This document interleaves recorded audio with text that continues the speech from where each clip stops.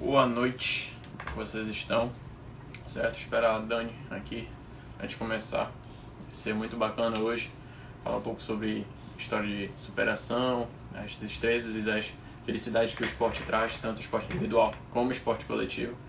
E qualquer dúvida que vocês tiverem podem já começar a mandar aqui que eu vou responder todas. Esperar, pronto, a Dani chegou, já mandar o convite para ela.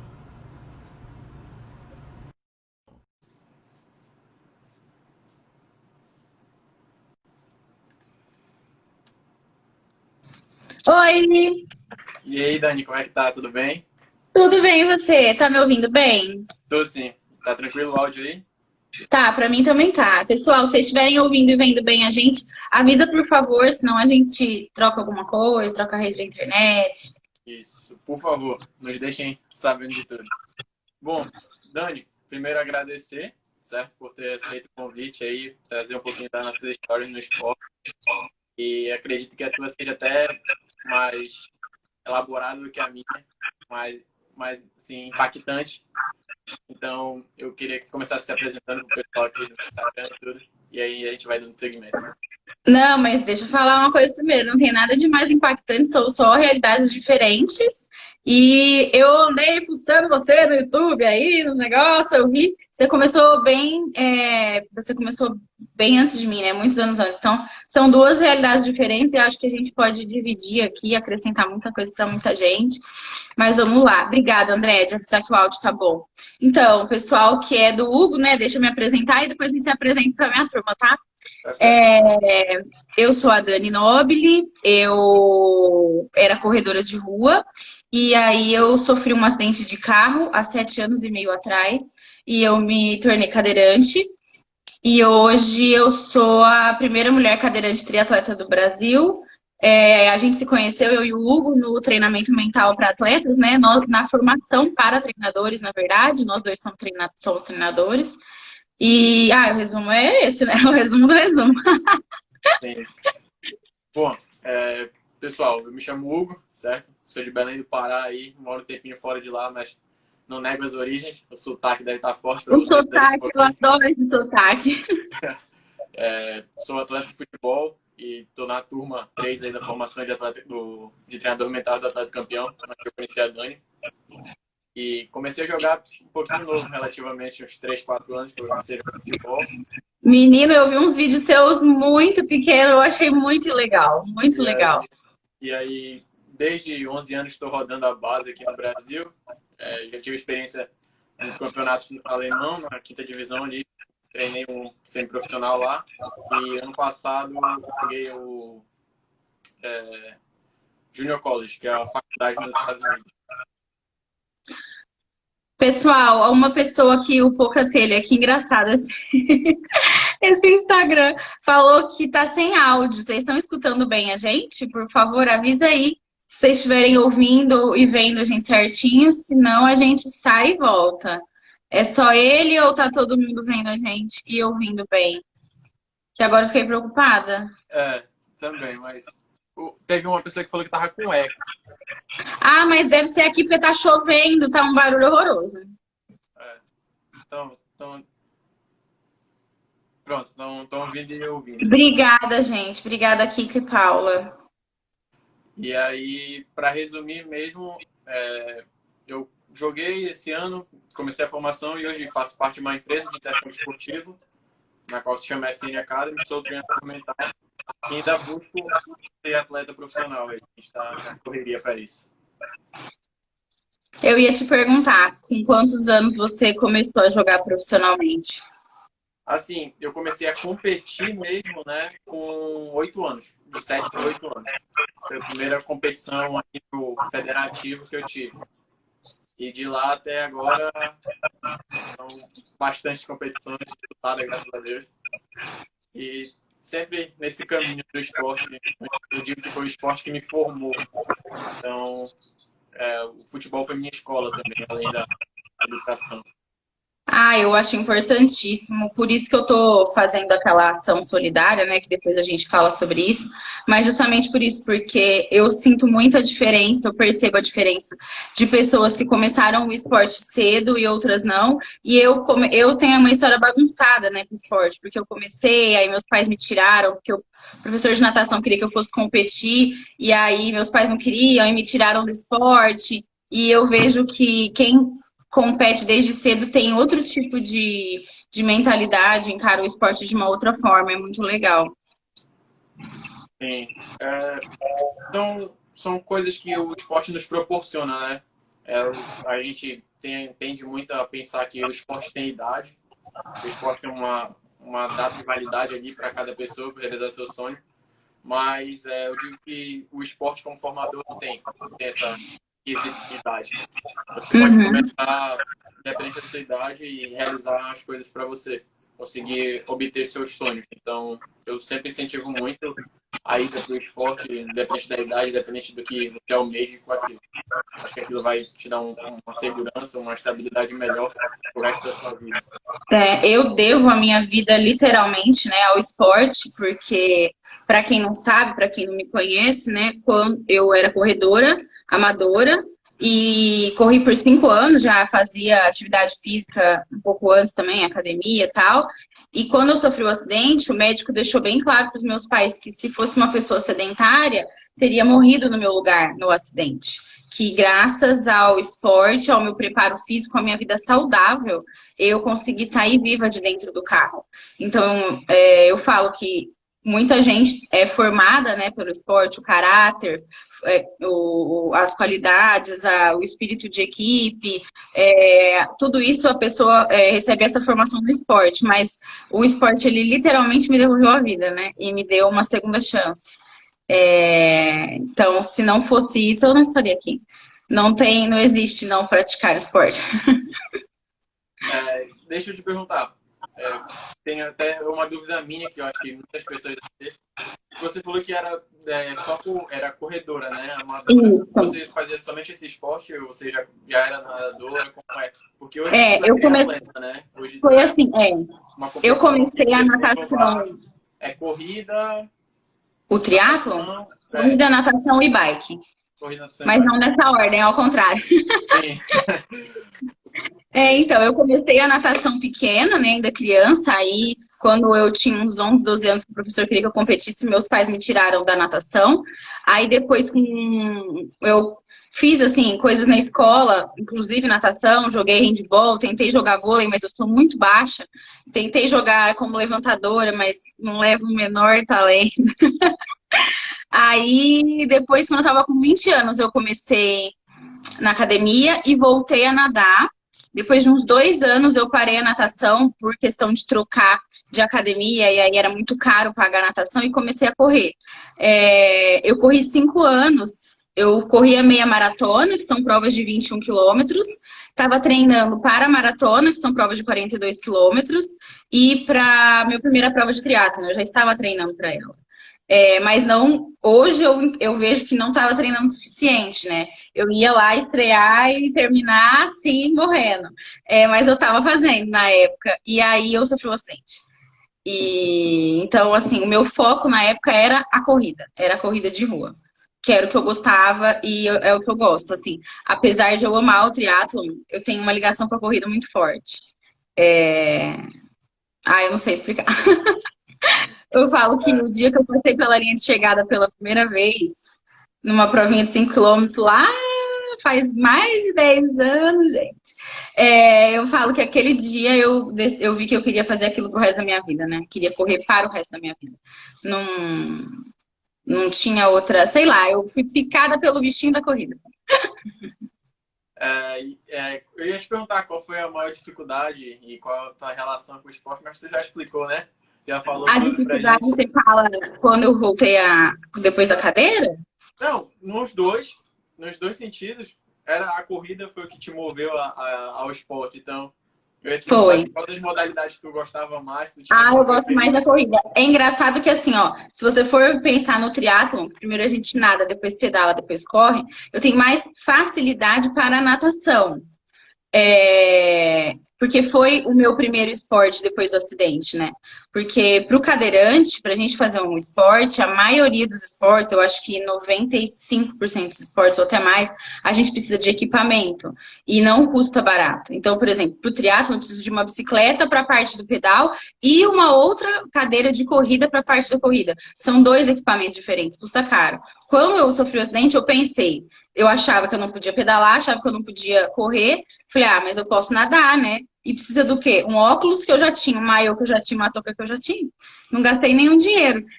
E se você for ver, se precisasse comprar, seria o mais barato, né?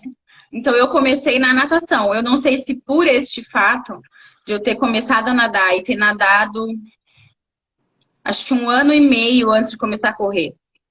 Não, acho que 1 ano. A natação para mim, é mais fácil, apesar de ser mais apavorante, porque você está lá no mar, no meio da água, no fundo.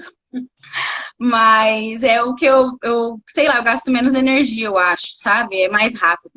Só que eu gosto mais da corrida. Para mim, o ciclismo é o mais difícil. E tá a Jade aqui, que é uma amiga minha do ciclismo, cadeirante também, que, meu Deus, ela voa. E eu, nossa, eu sofro demais.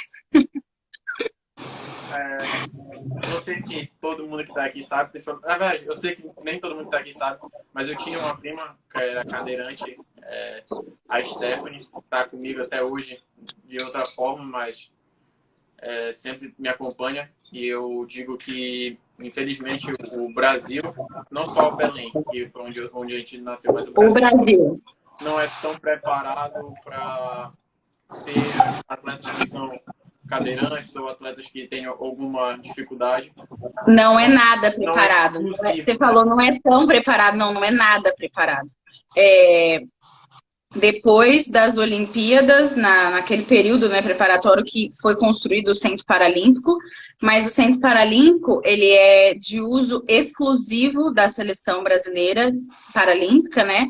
Por um lado eu entendo, porque eles precisam de um lugar para treinar e eles precisam de uma estrutura e eles precisam que essa estrutura esteja à disposição deles. Mas por outro lado, por exemplo, quem não é da seleção, eu não sou. Para a gente entrar lá é um parto.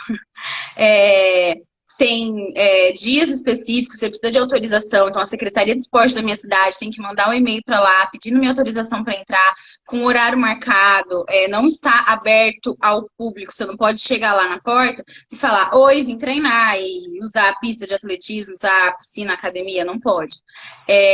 Eu recebo várias mensagens de vários cadeirantes, tanto da minha cidade natal quanto daqui de onde eu tô, perguntando, onde você treina? E na verdade, eu meio que me viro, né? Porque, tipo, eu vou correr na pista agora, que eu vou correr na pista aberta, que é pública, mas eu nem fazia isso até dezembro, só corria na rua, que é a rua pública, né? Na ciclovia. E quando não tem ciclovia, não corre, corre dentro de casa, no rolo. O acesso à academia é muito difícil.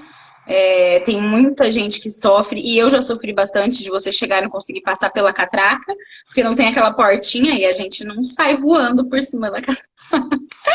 Ainda não. E o acesso realmente é complicado, assim. Eu falo que ser atleta no Brasil não é fácil, você sabe, e ser atleta paralímpico é mais difícil devido ao acesso e aos recursos. O pessoal. Ai, te amo, meu amigo querido, fotógrafo de corrida maravilhoso. Um beijo. No Brasil, ser atleta mais complicado, e no Paralímpico, eles só lembram da gente em ano de Paralimpíada. Só isso, para conseguir patrocínio é ano de Paralimpíada. Não é fácil. Mas a gente, né, e infelizmente, muitas pessoas passam pelo que a sua prima passou, de querer fazer um esporte e não ter onde fazer, não ter como fazer, ficar meio perdido. Não é só ela que passou por isso, né? Sim. E mesmo tu, com todas as tuas conquistas, para quem não sabe, a Dani tem muita conquista, tá? Não dá para ficar falando aqui, se falar acaba o horário da live. São muitas conquistas. Quem puder, procure para saber, vai ser grandioso para vocês, porque o quanto a batalha, a gente sabe que para ser atleta é muito complicado, para ser um paralímpico é mais complicado ainda. Eu sei porque eu vivi na pele com a minha prima, existia uma equipe de basquete na época em Belém, mas só era adulto, ela era nova, não podia integrar e tudo. E não tem um apoio no geral, assim. Não, não Então, tem. para ter conseguido tudo que conseguiu e tá aí hoje formada nesse mercado. Não, eu tive muita sorte, eu falo, por ter muitas pessoas, ó, estão te zoando ali, falando que você é o rei das lives. Isso aí, isso aí é porque foi treinador meu, entendeu? Ah, Aí entendi, é o quer tirar bullying. graça, entendeu? Mas deixa ele. Ele vai e volta. Então, ó, eu até me perdi já. Vem umas piadas, filho, eu saio do rumo. É, me perdi mesmo, me perdi total, não estava falando Sim, e aí as do conquistas que... são muito parte nossa de querer, de nos inspirar no que a gente deseja ali nos nossos sonhos e no que nos move. E aí é muito bom ter uma pessoa que realmente venceu, que pode provar para você que você não precisa depender de ninguém. Se você quiser e se dedicar aquilo, você realmente vai conseguir. Eu falo assim, que ninguém faz nada sozinho, né? Não, sim, Ninguém faz nada sozinho. Os meus equipamentos, inclusive, são fruto de vaquinha online. Então, se não fossem as pessoas conhecidas e desconhecidas que me ajudaram, eu não teria os equipamentos. Mas nada cai do céu, né? Se eu não tivesse feito a vaquinha, se eu não tivesse ficado desesperada, compartilhando todo santo dia, orando e tentando e pedindo ajuda das pessoas, eu não teria os equipamentos. E se eu, mesmo tendo os equipamentos, se eu não tivesse treinado, também não ia adiantar, né? Não ia adiantar muito. Mas as pessoas, elas têm mania de ser muito imediatistas, eu acho. É, de querer os sonhos delas, e a gente vê isso com qualquer tipo de pessoas, atletas ou não, né? As pessoas, elas têm o sonho delas, e aí elas tentam um dia, elas tentam 2 dias, é igual a história de fazer dieta, né? A pessoa faz dieta, uma semana, ela sobe na balança, ela fala, nossa, não emagreci nem 100 gramas, essa dieta não serve para mim. Não espera, né, o negócio fazer efeito. Isso vale no treino, isso vale nos sonhos. A pessoa tenta uma semana e fala, eu não consegui alcançar meu sonho, então isso não é para mim, quando as coisas levam muito tempo. Eu dou um exemplo da maratona de Nova York que eu fiz, que eu queria fazer essa prova desde que eu andava, e eu esperei 10 anos. 10 anos querendo a prova, sonhando com a prova, pensando na prova, treinando para a prova, até conseguir alcançar. 10 anos é muito tempo e as pessoas querem realizar os sonhos dela em uma semana. Não é assim, né? e é isso que eu ia te perguntar. Na hora da competição, o que foi mais impactante, mais diferente para que teve a experiência de competir antes da cadeira de roda, após a cadeira de roda? Qual foi o sentimento, qual foi o momento mais difícil nessa volta? O momento mais difícil o pior momento, se fosse falar do pior momento, é sempre o mesmo, né? É o desmaio do meio Ironman, que foi o que, na verdade, virou a minha chave para o treinamento mental. Porque até aquele momento, eu sempre estava muito forte mentalmente, inclusive na maratona de Nova York, quando quebrou a minha cadeira, eu parei, fiquei meia hora parada procurando o parafuso que tinha caído, eu arrumei. Aí eu fui derrubada, faltando 6 quilômetros para a prova terminar. E aí queriam chamar a ambulância, queriam me tirar da prova, mas eu só fui derrubada, né? Não tava com um machucado, assim, nada grave que me impedisse. Bati a cabeça no chão, mas tava bem. E eu falei, não, eu esperei 10 anos pra estar aqui, eu vou acabar essa prova, nem vou me arrastar. E eu tava muito forte mentalmente. Mas quando chegou no meio Iron e eu desmaiei, como sequela da minha lesão, depois daquilo, eu foi quando eu precisei estudar mais sobre o cérebro, como o nosso cérebro funciona e a importância da gente ter a mente forte como atletas, porque a gente pode estar fisicamente preparado, mas se a nossa cabeça não estiver acompanhando, né, o nosso treino, o físico de nada vale. Porque eu comecei a ficar desmotivada. Eu pensava assim, se eu desmaiei por sequela da lesão, porque meu batimento cardíaco não sobe, porque eu não transpiro, etc e tal, quer dizer que eu vou desmaiar de novo, então eu vou ficar treinando, vou chegar lá na próxima prova, eu vou desmaiar de novo, que eu vou desmaiar de novo, que eu vou desmaiar de novo. E não é bem assim, né? Já faz 1 ano e meio que isso aconteceu, parece que foi ontem. E foi o que virou a minha chave para estudar mais sobre o cérebro e para depois me formar como treinadora mental, porque fez uma diferença gritante na minha vida. E eu pensei, por que que eu não posso usar a minha experiência para ajudar outras pessoas que possam estar passando, outros atletas, né, que possam estar passando por alguma coisa assim. Esse foi o pior momento, mas eu acho que o maior desafio foi, deixa eu pensar. Eu acho que foi conseguir os equipamentos mesmo, porque não custa barato e dá aquele medo, sabe? E bem quando eu fiz a vaquinha, nossa, foi 2015. Quando eu fiz a vaquinha, deu a alta do dólar. E aí nós ficamos 2 semanas sem receber R$ 1 de doação. Aí eu falava, não vai dar, não vai dar, meu Deus, se não der, o que eu vou fazer? Fazer um empréstimo no banco para conseguir. Então, assim, foram meses, né, fazendo a vaquinha, e foi no 45 do segundo tempo, assim, que eu consegui bater a meta. E aí depois esperar, porque você tem que comprar e esperar eles fabricarem, porque é sob medida. E aí meses esperando eles fabricarem para pegar. Então, foi também uma espera recompensadora. E aí consegui, com esse equipamento, 1 ano depois, trazer a primeira medalha internacional de triatlo para o Brasil por uma mulher cadeirante. Foi incrível, assim. E é aquilo que eu te falei, se não fosse as pessoas ajudarem. Alguém fez uma pergunta e eu pulei ela, mas era isso. Qual conselho você dá para quem quer ser atleta do seu nível? Ela já falou um, né? Não, mas Vamos pedir outro. não sei, porque você também é um atleta de alto nível, né? Vamos combinar aqui que a gente veio falar do esporte coletivo e individual, dos dois, cada um faz um, né? Deixa eu falar então um pouquinho do meu momento mais complicado e como foi que eu conheci o treinamento mental. Eu acho que muita gente não sabe. Eu mesmo não sei. Em 2017, eu estava jogando por uma empresa de intercâmbio esportivo.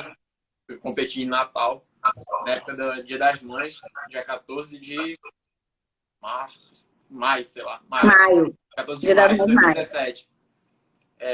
Eu estava jogando uma competição, acabei rompendo o ligamento cruzado do joelho, e para quem não sabe é de 6 a 8 meses aí parado. De recuperação, é. Então era um momento bem complicado e era um momento que eu tinha assinado uma bolsa para os Estados Unidos, já estava tudo certo. E aí veio aquele baque, né? Que eu estava com 18 anos, uma lesão muito grave, muitas pessoas já achavam que meu sonho não ia chegar e eu era uma dessas pessoas, porque é uma lesão muito grave, um local onde eu preciso estar muito bem, que vai me dar estabilidade, era a minha perna de chute excelente e aquele momento ali parece que o meu mundo desabou. Eu demorei a entender, porque naquela época eu julgava que eu fazia tudo certo, eu treinava mais que todo mundo, eu comia melhor que todo mundo, eu não ia pra festa, não bebia, não fazia nada, tipo, era aquele atleta, tipo, 100%. Exemplar, assim, perfeito. Muitos dos meus amigos falavam que eu era chato por causa disso, eu saía, que eu não sei o quê, Coloca aqui, e abria mão de muita coisa mesmo, e eu não conseguia entender, ficava me questionava até mesmo os planos de Deus, falava por que eu, por que agora, e fiquei muito mal, chorava toda a vida que lembrava e não acreditei que eu pudesse ser capaz de voltar. Graças a Deus, nesse momento eu tive meu pai e minha mãe que me apoiaram muito, me deram maior força, e aí tive um doutor Márcio Otoshi, que é aqui de Fortaleza, que me operou com excelência. E nesse momento, na volta, eu conheci o atleta campeão. Foi até uma vez que a Mayra veio aqui em Fortaleza. Foi quando ela conheceu o Lucas. Hoje o Lucas é um dos maiores dentro do atleta campeão. E eu comecei a fazer um em grupo, né? Entrei para a rotina de campeão. E aquilo ali foi me dando força. Eu tive atendimentos individualizados. E foi que eu acho que mudou a chave dentro de mim ali. E pelo que pareça, sem ser clichê nenhum, tá? Eu voltei muito melhor do que eu já era. Muito mais consciente, muito mais bem preparado, entendendo cada processo ali. E até mesmo comecei a sair um pouco mais, comecei a desopilar um pouco mais, porque às vezes descansar também é treino, né? Então, Descanso foi também é treino. desse modo que eu conheci o atleta campeão e final do ano passado, início desse ano, foi quando eu entrei para a formação e estamos aí. Eu acho que hoje todos os grandes atletas devem ter um acompanhamento mental, porque é uma coisa que vai te fazer ter um autoconhecimento, uma visão melhor de ti mesmo e do mundo, porque não basta você ser um grande atleta, não basta você jogar, na verdade não basta você ser jogador, porque jogador tem um monte de se você for atleta de futebol é muito melhor. Então, é nesse intuito aí que eu conheci o atleta campeão e hoje faz parte da minha vida. Eu não sabia da história, eu não sabia que tinha sido por lesão.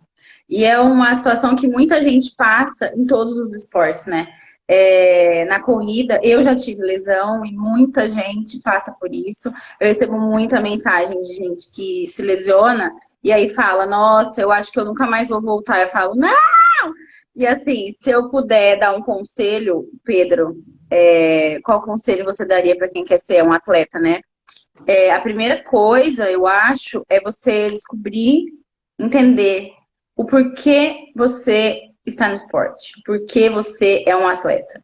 Você encontrar o seu porquê, o seu motivo. Porque é isso que vai te mover e te ajudar a continuar quando acontecer uma situação difícil, como uma lesão, ou como no meu caso, né, que foi que eu desmaiei na prova. Eu não fui a única a desmaiar naquela prova. 60 pessoas desmaiaram, porque foi aonde a prova? Fortaleza, no calor de fim de novembro. E foi 2018.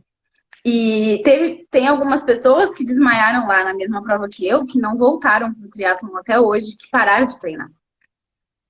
E eu não parei, eu continuei competindo e no começo do ano seguinte eu estava competindo. E 2019 foi o ano que eu fiz meu melhor tempo de maratona. Se você consegue descobrir o seu motivo, o porquê você está no esporte, você consegue entender isso, vai fazer uma diferença gigantesca. E entender que uma parte do seu resultado, nem do seu resultado, do seu desempenho, depende do seu treino físico e a outra parte do seu treino mental, né, Hugo? Com certeza. E também eu acho que a gente, como atleta, foca muito também em resultado, né? A gente de atleta vive de resultado, na verdade. Então, a gente tem que começar também a focar um pouco no nosso desempenho, porque existem vitórias, principalmente no individual nem tanto, né? No esporte individual nem tanto. Mas no coletivo existem vitórias onde você não desempenhou tão bem. Mas também existem derrotas onde você desempenhou muito bem e acabou perdendo. E a gente também tem que entender. Não, mas eu vou te falar que no individual também, viu? Vários. Não tem essa vivência você imagina. Não, ó, vou te dar um exemplo. Você pode estar na sua melhor forma numa prova de triatlon, tá? Você pode estar na sua melhor forma. Você pode estar tá com o equipamento top das galáxias.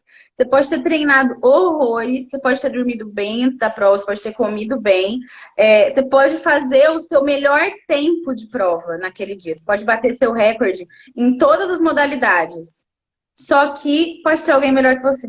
Sim, então, existe o melhor do outro, pode ser melhor que o seu melhor. Exatamente. Então, você pode ter dado o seu melhor. E realmente, aquele dia, você ter feito o seu recorde pessoal no tempo de prova.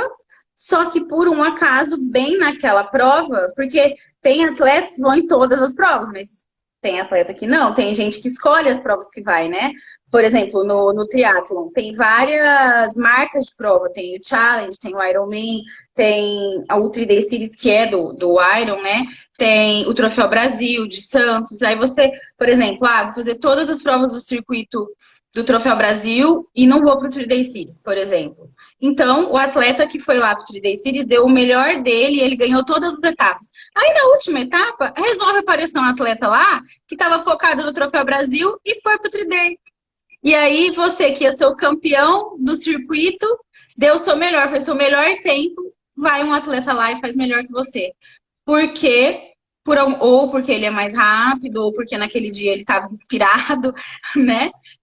Então, existe isso. Você pode estar no melhor desempenho. Ou pode ser o contrário. você pode, tipo, não ter dormido bem, você pode estar todo estragado, fazer uma prova meia boca e mesmo assim pegar um pódio, porque furou um pneu de um outro atleta, porque o atleta, sei lá, passou mal, teve dor de barriga na prova, sabe? Quem tava liderando fura um pneu e aí a pessoa se atrapalha. Eu Tem acho isso também. Eu acho que a gente no esporte, aqui no Brasil principalmente, na hora da formação, a gente tem que entender um pouco isso. A gente na formação de atleta é muito cobrado resultado, resultado, Uhum. resultado. E às vezes você não ganha e tudo bem. Isso é esporte. A maioria dos esportes é feito de derrota, na verdade, né? De derrota, assim, de resultado, né? Mas o que você tem que aprender é desempenhar bem, dar o seu melhor o tempo todo ali e tipo, fazer de tudo para ganhar, mas não trapacear, usar de algumas artimanhas que existem, principalmente no esporte, não sei na corrida, mas existem na luta, existem formas de burlar ali, de tomar alguns hormônios, no esporte coletivo também. Isso na corrida também deve ter, No pegar esporte algumas coletivo ali. ainda vai muito do juiz, às vezes entender uma penalidade que não foi bem aquilo, e E, aí prejudica o time todo, né? São vários fatores, né? O time pode ter jogado super. Se o juiz resolve dar um pênalti que não era pênalti, é, então, mas aí também entra muito a parte mental, e aí isso que eu queria te perguntar. O quanto influencia para ti hoje ter o conhecimento da parte mental? Porque você competiu antes de estar dentro do treinamento mental e agora dentro do treinamento mental, qual é a grande diferença? Eu senti uma diferença enorme, tá? Na hora de competir, na hora de treinar também. Mas eu queria saber de ti que a gente sabe que o Ironman é tipo, uma prova muito longa e a gente precisa ter um controle mental ali de cada situação. na verdade, eu acho que eu ressignifiquei o que é a derrota, eu ressignifiquei o que é o resultado e o desempenho, né? É, E como que eu te falo?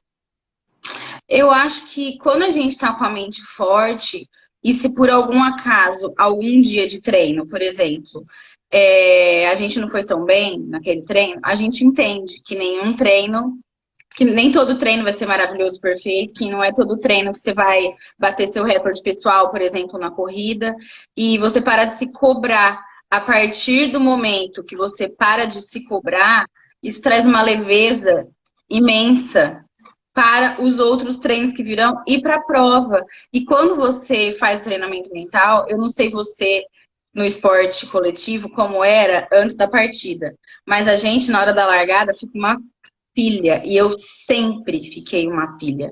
Sempre. Mesmo com a mente forte, mesmo, por exemplo, tendo sido derrubada na Maratona de Nova York e terminado, eu sempre fiquei uma pilha a ponto do meu marido já falar pra mim que se eu não dependesse dele pra entrar no mar, ele ia me largar sozinha lá e virar as costas e ir embora. Porque eu chegava a brigar com ele de tão ansiosa e nervosa que eu ficava. E agora eu não fico mais, agora eu fico numa paz. Claro que, né, não fico numa paz também tão zen a ponto de desligar, mas aquele nervoso que eu sentia da prova que chegava a ser um pavor e eu gastava uma energia imensa na natação tentando me acalmar. Então, às vezes eu saía da água mais cansada do que eu deveria, mas não porque eu, tipo, voei na água. Não, mas eu tava gastando energia tentando me acalmar e calma, Daniele, sabe? E agora não, agora a energia vai para a prova. Eu não gasto mais me acalmando. Eu acho que a minha largada tá muito mais tranquila. O que mudou muito em mim depois do treinamento mental é porque, tipo, eu sempre fui um cara muito calmo, muito centrado ali, né, antes de partir, antes de treino.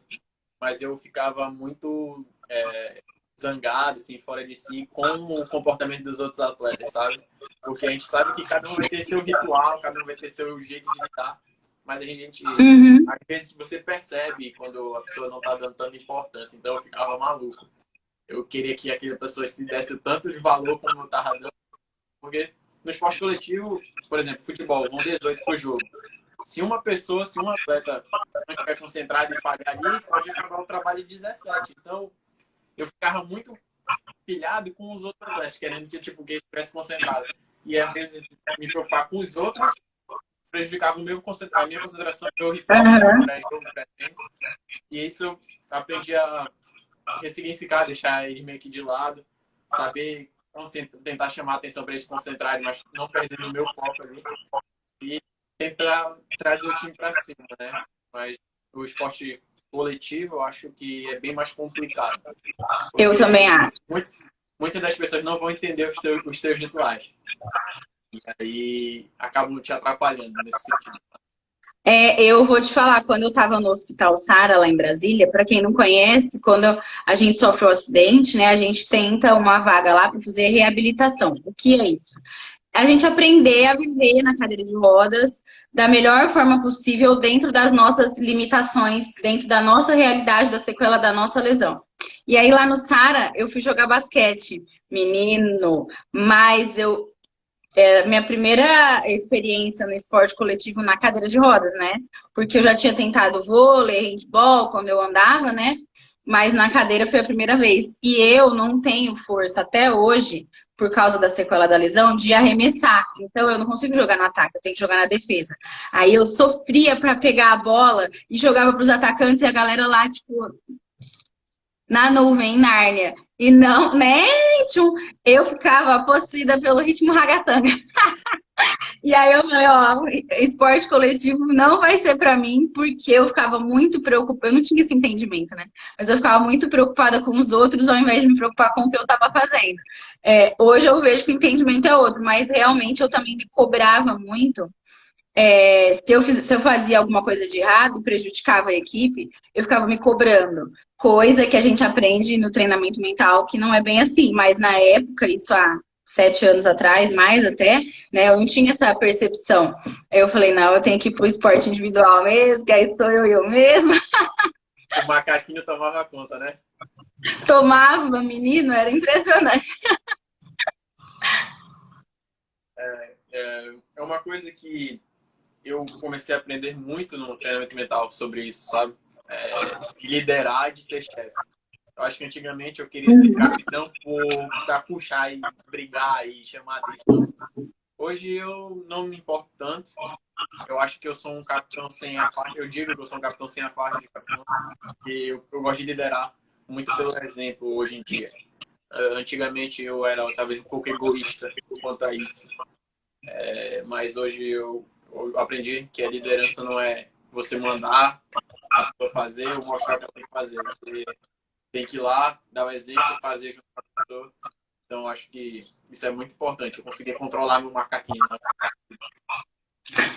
O Carioca quer fazer treinamento mental, manda mensagem pra gente, ó. O Carioca é meu amigo da handbike, a gente competiu junto no ciclismo antes de eu entrar pro triatlon. Mande mensagem para mim ou para o Hugo, se você gostou mais do Hugo, não tem problema. A gente é uma equipe, é um bando, né? É o bando do atleta campeão. Não, mas é engraçado que a gente hoje, com a percepção que a gente tem, com o conhecimento que a gente nota exatamente quando o nosso macaquinho estava descontrolado lá dentro. Para quem não sabe o que é o macaquinho, acho que a gente podia fazer uma live um dia, né? E explicar para a Explicando o que galera. é o Seria macaquinho. legal É explicar o que é o humano. macaquinho. E eu via que o meu estava descontrolado, estava possuído pelo ritmo ragatanga, querendo banana, querendo tudo. E depois que a gente tem esse conhecimento, a gente vê as provas que a gente fez, né, as competições anteriores e fala, meu Deus, era tão simples resolver, né? Era tão simples resolver. O Diego tá É o filho da falando Mel. comigo ou com você? Oi? É o filho da Mel, o Diego. Ele tá falando comigo ou com você que ele começou a Eu seguir? acho que Deve é com ser. você que ele já me segue. Eu acho que ele já me segue. Então, Diego, obrigada, querido, meu amor. Obrigada pelo elogio dos conteúdos. Obrigada mesmo, fico feliz. E eu tive até uma história agora engraçada. Eu estava competindo nos Estados Unidos e o capitão do time era muito gente boa, muito gente boa. Ele, fora de campo, assim, ele é um amigão, de, podia contar com ele para qualquer coisa, só que ele dentro do campo, desculpa, ele era muito chato. Nossa! Aí na minha equipe eram 4 brasileiros, né? O resto tudo Isso americano. atrapalha muito o desempenho do time, não atrapalha? Atrapalha muito, muito, muito. Aí ele falava muito, reclamava, queria tudo nele durante o jogo, eu já não aguentava mais. Ele jogava do meu lado. Aí a gente Fominha até uma hora. jogava eu, ele e um outro brasileiro na frente, né? Aí começava o meio do jogo, ele começava a falar alguma coisa, eu pegava e virava pra ele. Começar a xingar em inglês e português e tudo. E a briga feia dentro do campo. Aí o meu colega chegou, tipo, isso foi no segundo jogo já do campeonato. Aí meu colega que dividia com a comigo, o brasileiro que dividia o campo, que era no meio de campo comigo, e ele falou assim, cara, eu fico preocupado demais, demais, demais. Porque vocês brigam, eu penso que o Hugo vai sair do jogo, mas quanto mais ele briga, parece que mais ele Mas ele joga. joga. Aí, sendo que, tipo, pra mim, tipo, eu briguei com ele e continuava jogando normal. Só que ele, quando brigava, tipo, ele saía muito do jogo. Então, tipo, depois da sexta, sétima partida, eu deixava ele brigar comigo, ele me esculhambava. E eu fingia que eu não escutava nada, né? Ele falava alguma coisa, eu falava, eu não sei falar inglês, eu não sei falar inglês. E aí ele ficava mais louco, né? Só que ele continuava jogando. E é muito engraçado isso. A gente conseguir ressignificar assim, as coisas e entender um pouco também das outras pessoas, né? É bem legal. A gente olha para trás e fala, nossa, era tão fácil resolver ou mudar isso, né? Mas a gente só consegue ter noção disso hoje porque a gente estudou e a gente tem esse conhecimento, né? E para quem não sabe, né, o nosso. Peraí, deixa eu ver.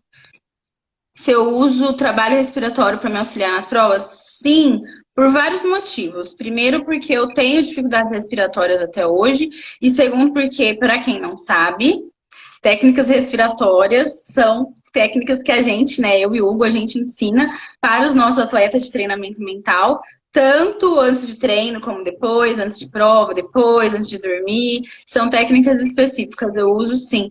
E a Beta, que é minha amiga, também é atleta. Ai, amiga, eu achando que você ia falar alguma coisa de treinamento mental, você tá me elogiando? Parei. Fui ler o comentário, parei. Mas é engraçado que quando a gente tem conhecimento das coisas e a gente se conhece, e a gente começa a estudar e conhece o outro por causa do treinamento mental, a gente também consegue lidar no esporte coletivo, eu acho, a lidar melhor e tentar até ajudar os colegas, não é? Sim, mas existe também, eu acho que o que me ajudou muito também quanto a isso é entender que às vezes a pessoa não precisa se meter de forma tipo, para de fazer isso. O treinamento mental, muitas pessoas que me procuram, acham que eu vou chegar para ela e falar, ó, a forma do sucesso é essa aqui, ó. Tu treina, tu acorda às 6 da manhã, tu bebe água, tu treina Não. às 7 horas e... Ou acorda às 4, toma banho gelado, toma esse suplemento miraculoso aqui, né? Que vai ser milagroso, e treina tantas horas que não é bem assim. E para as pessoas que não conhecem o treinamento mental entenderem, gente, são várias técnicas e a gente só consegue saber quais as técnicas a gente vai aplicar no nosso atleta, conhecendo o nosso atleta e, na verdade, fazendo o atleta se conhecer. Tem algumas técnicas que eu, particularmente, tipo, no meu. Não vou nem dar meu exemplo, vou dar um exemplo genérico, né? Tem pessoas, como o Hugo que falou ali, que para ele brigar lá na hora do campo, ele ficava todo empolgadão e jogava bem. E para algumas pessoas, por exemplo, no meu caso, na largada, eu ficava nervosa, isso me atrapalhava demais. Então, a partir do momento que a pessoa se conhece, o atleta se conhece, através das perguntas que a gente vai fazer, é mais fácil de ele saber o que vai ser bom para ele e o que não vai ser bom para ele. Né? Se o Hugo ficar lá, zen, ouvindo música de dormir antes do jogo, não vai funcionar para ele, pelo jeito. Não funciona desse jeito. Se eu tiver muito tranquilo, é melhor me tirar. Porque eu digo que o treinamento mental, vocês já ouviram muito, eu e a Dani falar ressignificar, ressignificar. Uhum. E aí o atleta faz isso, só que ele não percebe. Então, eu digo que eu vou jogar, eu sinto aquele frio na barriga. E quando eu parar de sentir esse frio na barriga, eu vou parar de jogar. Porque pra mim significa que eu não tô mais com aquela vontade, desculpa a palavra, mas o tesão de estar ali jogando. Certo? Então, mas isso já foi comprovado que esse frio na barriga é de medo. Entendeu? E eu ressignifiquei para um sentimento gostoso. Para mim, que é aquele frio na barriga de competição, de estar podendo fazer o que eu gosto. Então, é muito disso, sabe? O que pode se fazer para as pessoas terem credibilidade no trabalho de memória? Como assim, trabalho de memória? Essa pessoa é da sua família? Olha o sobrenome. É minha mãe. Oi, tudo bom? É minha mãe. Eu acho que é no trabalho de cognitivo, na verdade. Oh, mentoria, no Ah, de caso. mentoria. É, Como as pessoas podem ter credibilidade no trabalho de mentoria? é Eu porque, acho que seria assim, deixa eu explicar qual é a situação. A minha mãe é professora de educação física, certo? E a gente já abordou professor de educação física na semana passada. E muitas pessoas querem dados científicos, comprovações em número. E muitas das vezes tem coisas que a gente viveu que a gente não consegue transformar em número. Não consegue, por Mas eu exemplo. ia falar isso agora sem saber o que você ia me responder. Porque, na verdade, você cria credibilidade a partir do momento que você tem autoridade para falar sobre aquele assunto. Vou dar um exemplo. O Hugo não sabe nada de lesão medular. Então, qual que é a credibilidade que ele vai ter para chegar para uma pessoa e explicar como que funciona o meu corpo de lesada medular? Ele não sabe nada de lesão medular, só que eu sei porque eu vivi isso. Eu não sou médica, mas eu vivo isso. Eu sei o que funciona e como são as sequelas da lesão medular no meu corpo e sei como são as sequelas em outras pessoas, porque eu tenho convivência também com outros lesados medulares. A partir do momento que, por exemplo, ele começar a atender vários atletas que têm lesão medular e começar a entender as diferenças de um para o outro, ele vai ter credibilidade para falar daquele assunto, porque ele vai ter conhecimento, mas sem ser médico, que é o meu caso também. Então, no caso da mentoria, se a gente está falando sobre a mentoria para atletas, mas então quer dizer que todo atleta tem essa credibilidade? Depende, a gente estudou para isso, mas a gente também viu o outro lado, porque nós dois fomos os atletas do treinamento mental para depois nos tornarmos treinadores, porque a gente viu a diferença que fez na nossa vida. É, Não adianta, por exemplo, a gente querer credibilidade, sei lá, do meu marido que trabalha com computador para falar de esporte mesmo convivendo comigo, porque ele não vive na pele. Apesar de ele correr, mas ele corre, tipo, já faz nem sei quanto tempo que ele não tá treinando. A credibilidade, ela vai além do diploma. A gente tem o diploma, mas a gente também vive na pele. Então, a gente tem as duas questões. Isso, assim, é a opinião minha. Você cria autoridade a partir do momento que você, além de estudar, você viveu aquilo. E fora isso, a gente não aceita qualquer atleta, né? Vale É, frisar isso. Tem pessoas que não muito vai poder importante. atender. Pessoas que, por exemplo, tenham algum distúrbio, alguma coisa, alguma pequena situação que a gente não possa estar exercendo o treinamento mental com ele. Existem pessoas que a gente precisa que um psicólogo analise e permita ter um treinamento mental com a gente. Existem psicólogos que são treinadores mentais dentro da campeã. Então, E também tem aqueles atletas que porque a gente atende as pessoas que elas precisam estar comprometidas com o processo. Não adianta nada a gente passar 300 técnicas de treinamento mental e a gente fazer um super trabalho e dar o nosso melhor. E aí, você deu uma travadinha, mas já voltou. E foi. aí a pessoa não aplicar. Aí, se ela não aplica, se ela não faz, ela vai falar: ah, mas o trabalho deles não dá resultado. Só que ela aplicou. É a mesma coisa que você ir no nutricionista querer emagrecer 20 quilos, a nutricionista faz todo o cálculo da sua dieta, te passa a dieta e você não faz. Aí você fala: eu emagreço porque ele é ruim, mas você fez a dieta. Então, a gente também quer atletas que sejam comprometidos. Que se a gente não vai mandar ninguém fazer nada, tá, gente? A gente sugere e a gente faz perguntas para que o atleta reflita no que ele pode mudar. Por exemplo, o máximo que a gente vai fazer é uma sugestão, a gente não dá a resposta pronta. Mas se a gente sugere, por exemplo, uma pessoa que não. Vou dar um exemplo para vocês de um atleta meu, tá? Ele estava parado, completamente parado, e ele é um atleta assim, de alta performance, que faz provas longas, só que ele estava completamente parado por N motivos. E aí eu sugeri, eu falei: o que você acha da gente começar tentando isso dentro da realidade dele, depois de várias sessões, tá? tentando treinar 30 minutos por dia. Ele falou, tá bom, eu acho que é uma boa.